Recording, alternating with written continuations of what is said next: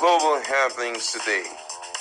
We communicate, we analyze global news. Stay tuned. Hello, great people. Welcome back to our channel. We're so excited to have you again. New updates are coming up in Rivers State right now. Don't forget that the new sole administrator has not done anything yet in terms of appointment, but this morning it came as a huge shock to so many persons as he has decided to make a very powerful appointment. And interestingly, some persons have decided to bow out of the government. All of this is going to be coming to you in a jiffy. But first of all, let's look at the issue of resignation. Who has resigned and who has been appointed, and which position are they occupying or are they leaving? Now, the head of Rivers State Civil Service, Dr. George Wike, has resigned his appointment. The resignation of the HOS, that's head of service, who served under the suspended governor, Sideline Fubara, was contained in a statement issued by the chief of staff to the sole administrator and obtained by newsmen this morning. Now, the sole administrator, Vice Admiral Ibokete Bass, retired, thanked Wike for his service to him within the short period since he assumed office and wished him well in his future endeavors. Now, the statement reads, and I quote, "The office of His Excellency, the Administrator of Rivers State, Vice Admiral Retired Ibokete Ekwa Iba CFR, is saddened to announce the resignation of the head of service, Rivers State, Dr. George Wike, FCA, NNI. His Excellency, the Administrator, appreciates the immense contributions he has shown this administration in the short period he served and wishes him well in his future endeavors." Meanwhile, Ibas has appointed Professor Ibibi Wike as the new secretary to the Rivers State government.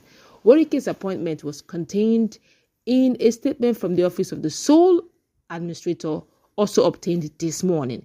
And the statement reads, and I quote, "His Excellency, Vice Admiral Ibokete Ekwe Ibas, retired CFR, the administrator of Rivers State, is pleased to announce the appointment of Professor Ibibia Lucky Werika as the new secretary to the Rivers State Government SSG.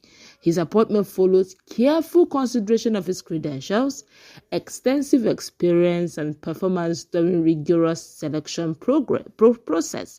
Now, Professor Werika's distinguished career spans academia, international legal practice, and high-level policy and advisory roles, making him uniquely qualified to support the administrator in the onerous task of achieving Mr. President's mandate. His appointment takes immediate effect.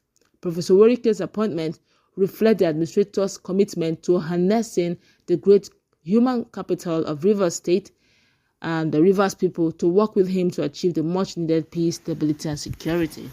Wow, this is coming as a huge shock to most Nigerians, considering the fact that Ibokete is barely going to stay in office for just a period of 6 months. And then we're talking about the issue of secretary to the state government. You're appointing secretary how? Not even a media aide, but you're appointing a secretary to the state government. I mean, how temporary is this 6 months going to be? Because already it looks more like a long 6 months. I'm telling you, because already Nigerians are beginning to wonder what's going on. First of all, there's a lot going on in the minds of many as per democracy, the fact that the democratic president is suspending a democratically elected governor. And now the new guy on board has started appointing. And don't forget that President Bola Tinubu talked about the issue of, he's not going to do anything and all of that. Something. And he said whatever he's going to do, directives will be coming from him and because also the National Assembly. I heard him say something about fulfilling the mandate of Mr. President. So right now, nobody can really tell what the future looks like in Rivers State, but we are watching because for me, I was expecting if we saw appointment like that of media aid, it's understandable. Something to be given the public.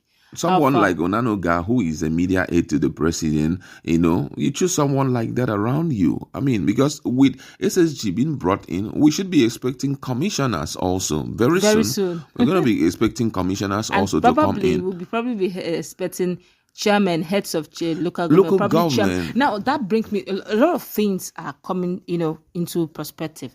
Let's start with, somebody just resigned. And as soon as he resigned, someone replaced him almost immediately, which means before the resignation, he was looking out for a replacement.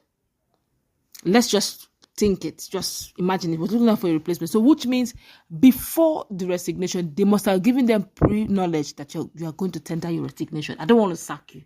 Just tender it. And all of that, after that, then there will now be, and he said there was careful selection process, which means they've been shopping for this guy. And now the question is, how long were you even brought in? You are barely one week in the office, and you are getting a new guy to sit in there.